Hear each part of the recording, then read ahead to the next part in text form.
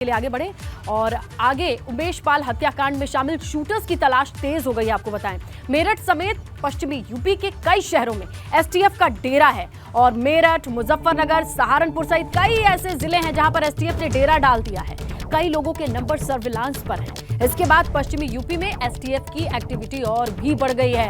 STF ने input के बाद वेस्ट यूपी के कई जिलों पर फोकस किया है। इस पूरे मामले में अब एसटीएफ को वेस्ट यूपी से कई इनपुट मिल रहे हैं। ऐसे में कई शहर जिसमें मेरठ नाम आता है और इन शहरों में कई लोगों के नाम और नंबर मिले हैं इनपुट के तौर पर। मेरठ, मुजफ्फरनगर, सहारनपुर खास तौर से हाईलाइटेड है जहां पर एसटीएफ ने डेरा डाला है और अब खंगाला जा रहा है ऐसे लोगों के नंबर, नाम, पहचान, अता पता।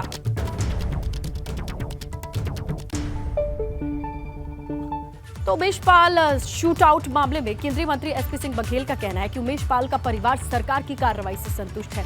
2 एनकाउंटर हो चुके हैं, 2 लोग पकड़े जा चुके हैं और ये पहली बार है कि मुख्यमंत्री का हाथ किसी के हाथ पर नहीं है।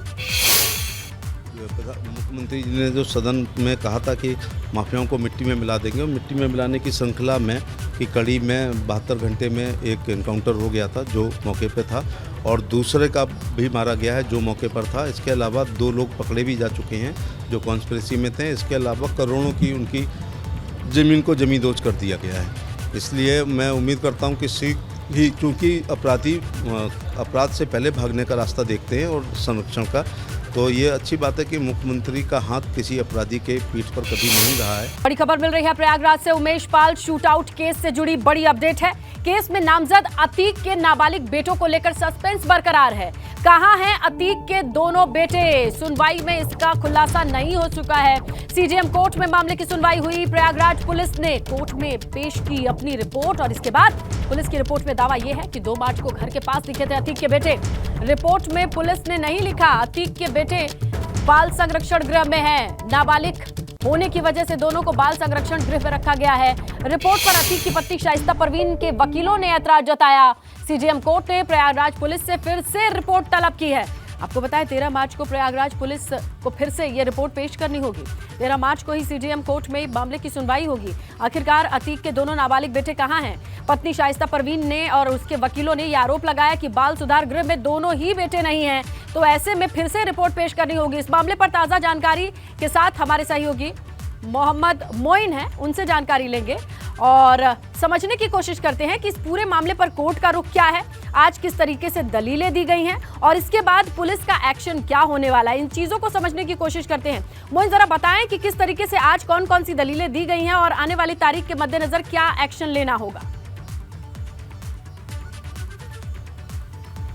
देखिए, उमेश पाल केस में नामजद माफिया अतीक अहमद के दोनों नाबालिग बेटों को लेकर जो सस्पेंस था वो लगातार बरकरार है, बल्कि ये कह सकते हैं कि सस्पेंस अब और बढ़ गया है। प्रयागराज पुलिस ने आज सीजेएम कोर्ट पर रिपोर्ट पेश की। रिपोर्ट में आज एक बार फिर से दोहराया कि अतीक के दोनों नाबालिग बेटे 2 मार्च को अपने घर के पास लावारिस हालत में टहलते हुए मिले थे।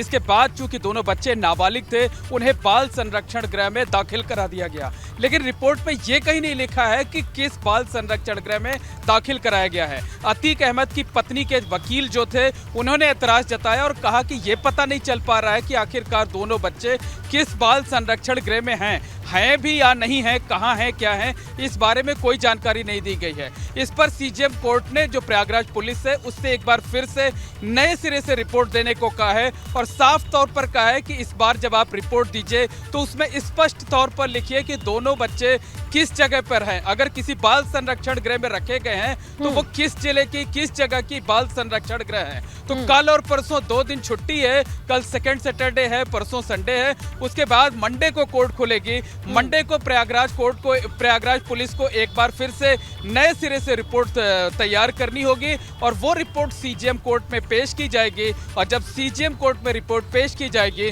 उसके बाद तस्वीर साफ हो सकती है कि आखिरकार अतीक अहमद के दोनों नाबालिग बेटे, जिनके नाम एहजम अहमद और अली अहमद हैं, वो आखिरकार कहां पर हैं। इस मामले में पुलिस सच बोल रही है या अतीक अहमद की पत्नी शाइस्ता परवीन के वकील सच बोल रहे हैं? दोनों में कोई ना कोई एक झूठ बोल रहा है और इस झूठ की वजह से ये मामला लगातार उलझता चला जा रहा है। बिल्कुल मोइन, अब देखना होगा कि अगली सुनवाई पर पुलिस की तरफ से क्या कहा जाता है, क्योंकि शुरू से ही शाइस्ता परवीन यही आरोप लगाती आई हैं कि उनके बेटे बाल सुधार गृह में नहीं हैं, वहां मौजूद नहीं हैं। ऐसे में आज भी ये स्पष्ट ना होना, ये भी क्लियर ना होना अपने आप में एक बड़ा सवाल है। और शायद यही वजह है कि कोर्ट ने भी ये सवाल सीधे सीधे पूछ लिया है कि आखिरकार बताइए बेटे हैं कहाँ। तो क्या ये मान के चले कि अगली सुनवाई में पुलिस को ये बताना होगा दोनों बेटे हैं कहाँ, पुलिस को ये पता है या नहीं, सीधा सीधा ये पूछा गया है।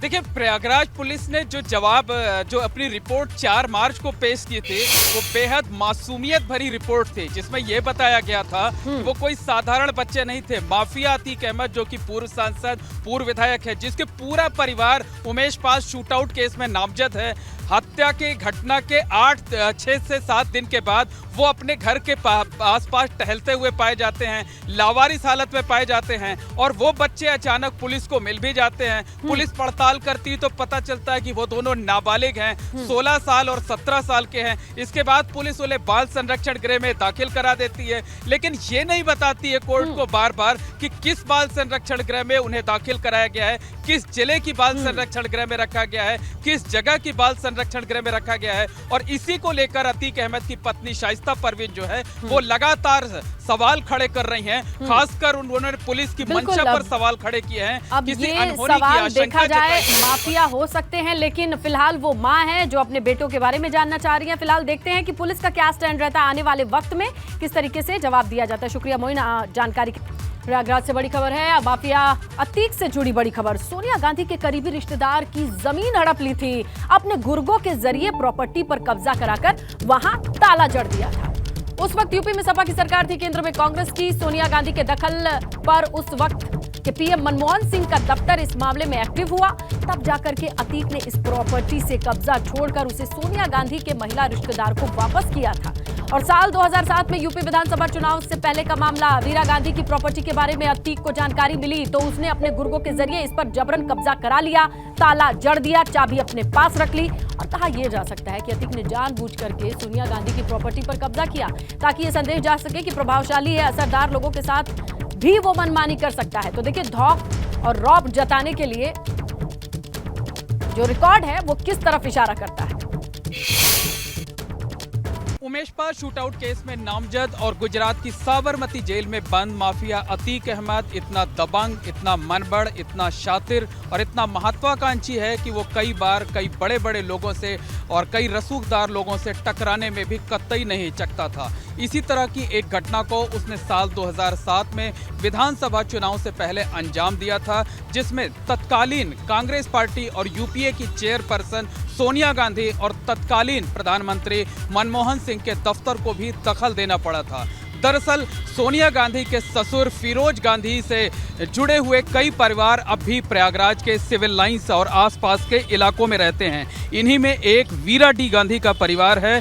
फिरोज गांधी के बहनोई के भतीजे डोसा गांधी की पत्नी वीरा डी गांधी हैं। प्रयागराज के सिविल लाइंस इलाके के महात्मा गांधी मार्ग पर स्थित पैलेस टाकीज वीरा डी गांधी के परिवार का ही है। वीरा डी गांधी की कुछ प्रॉपर्टीज पैलेस टाकीज के ठीक पीछे की जो सड़क आप देख रहे हैं, इस सड़क पर है। साल 2007 में विधानसभा चुनाव से ठीक पहले अतीक अहमद ने अस्थाना नाम के किसी शख्स से एक प्रॉपर्टी खरीदी थी। इसी के ठीक नज़दीक वीरा डी गांधी की कुछ संपत्तियां थीं।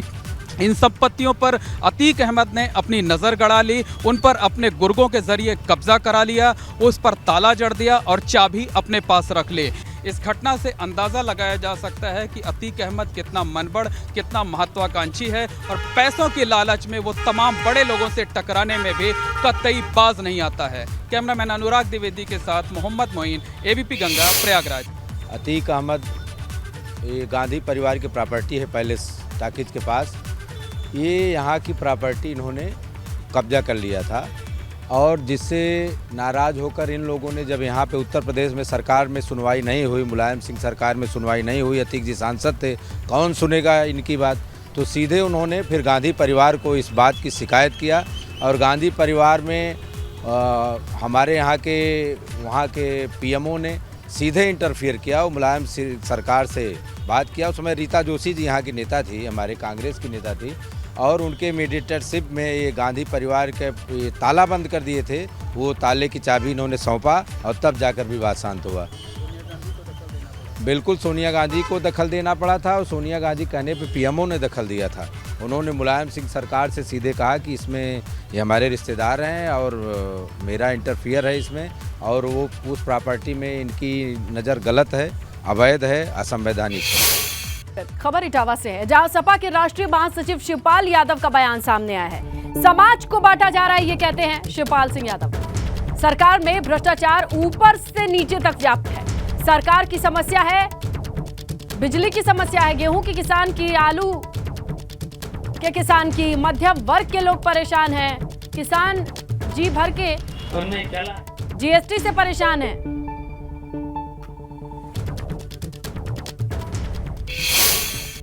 भारतीय जनता पार्टी ने तो भ्रष्टाचार के मामले में सारे रिकॉर्ड तोड़े। शायद इतनी बेईमान सरकार तो कभी नहीं, इतना चाहे चुनाव हो चाहे कहीं पर भी हर संस्था, भारतीय जनता पार्टी का हर संस्था में, यहाँ तक कि न्यायपालिका में भी भ्रष्टाचार फैल गया। जात के नाम पर, धर्म के नाम पर इस तरीके से आज समाज को बांटा जा रहा है। तो इसलिए हम इस अवसर पर कहना चाहते हैं, यहाँ पर बहुत हमारे मंच पर बहुत महिला सशक्तिकरण के लिए सीआरपीएफ की 75 महिला राइडर्स का काफिला दिल्ली के इंडिया गेट से चलकर आगरा आया है। ये 1800 किलोमीटर तक की यात्रा तय करते हुए छत्तीसगढ़ के जगदलपुर पहुंचेगा। इसका पहला पड़ाव आगरा में है। सीआरपीएफ ने आज आगरा किले के सामने फ्लैग ऑफ सेरेमनी आयोजित की, जिसमें विधायक अंजुला सिंह माहौर ने शिरकत की।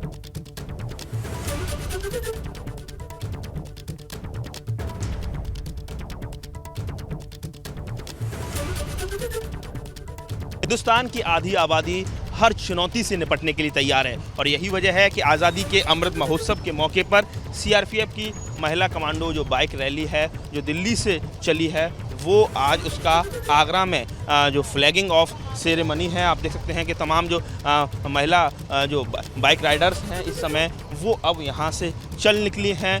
कल फ्लैगिंग इन सेरेमनी थी तो आगरा के सेल्फी पॉइंट पर एक कार्यक्रम था और अब जो फ्लैग ऑफ सेरेमनी है और ये जो पूरा जो काफिला है दिल्ली से चला है और छत्तीसगढ़ के जगदलपुर में इसका समापन होना है। 1800 से ज़्यादा किलोमीटर दूरी का ये सफ़र तय करके ये महिला कमांडो छत्तीसगढ़ के जगदलपुर पहुंचेंगी। वहाँ केंद्रीय गृह मंत्री अमित शाह इस कार्यक्रम का समापन करेंगे। देखिए तस्वीरें किस तरह से मैं आपको दिखाना चाहता हूँ कि ये आधी आबादी किस तरह से आज हिंदुस्तान को लीड कर रही हैं, हर चुनौती से निपटने के लिए तैयार हैं और ये उनकी जो कहा जाए उनकी जो शक्ति है, उनकी ताकत है, वो दिखाने का ये जज्बा आज आप तस्वीरों में देख सकते हैं। और इसको लेकर आज आगरा किले के बाहर एक बड़ा कार्यक्रम आयोजित किया गया है।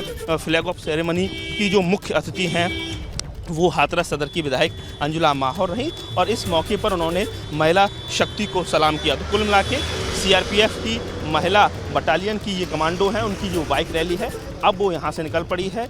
कई सारे पड़ाव हैं और उसके बाद 25 मार्च को छत्तीसगढ़ के जगदलपुर में समापन होगा। आगरा से नितिन उपाध्याय, एबीपी गंगा। बड़ी खबर मिल रही है कौशाम्बी से। शूटर साबिर के भाई जाकिर की हार्ट अटैक से मौत हुई थी, ये बात सामने आई है। पोस्टमार्टम रिपोर्ट के आने के बाद पुलिस ने राहत की सांस ली है। गंगा के कछार इलाके में गुरुवार को शव मिला था। 27 फरवरी से लापता था साबिर का भाई जाकिर। बहन के घर से अपने घर जाने के लिए निकला था जाकिर। उमेश पाल हत्याकांड के फरार शूटर साबिर का भाई था जाकिर। प्रयागराज के पूरा मुफ्ती थाना क्षेत्र का रहने वाला था जाकिर। एसएसपी समर बहादुर सिंह ने पोस्टमार्टम रिपोर्ट के बारे में जानकारी दी। कोखराज थाना क्षेत्र के मोहम्मदपुर गंगा कछार से शव मिला था। तो बड़ी खबर, बड़ा अपडेट। उमेश पाल हत्याकांड के फरार शूटर साबिर का भाई था जाकिर। मौत की वजह हार्ट अटैक। शव मिला था गंगा के कछार इलाके से गुरुवार को और अब पोस्टमार्टम रिपोर्ट को एसएसपी समर बहादुर सिंह ने साझा किया है।